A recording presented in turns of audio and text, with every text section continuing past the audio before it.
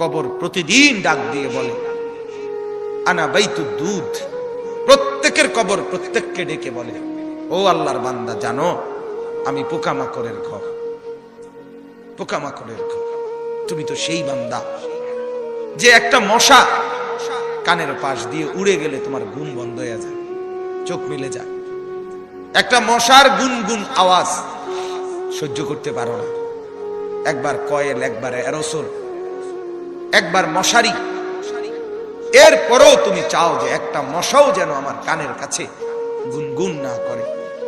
তো 5 ঘন্টার ঘুমের জন্য, 6 ঘন্টার ঘুমের জন্য বান্দা এই যত্ন নিলা, অনন্তকাল কিংবা বছরের পর বছর কবরের যে ঘুম দিবা, পড়ে থাকবা সেই ঘরে, পোকা মাকড়ের ঘর, সেই ঘরে তুমি ঘুমাইবা কেমনে, থাকবা কি? আমার বাপ, আমি থাকবো কিভাবে? আমি থাকবো কিভাবে বলে? ভাবেন, আমিও ভাবি, আপনিও ভাবেন।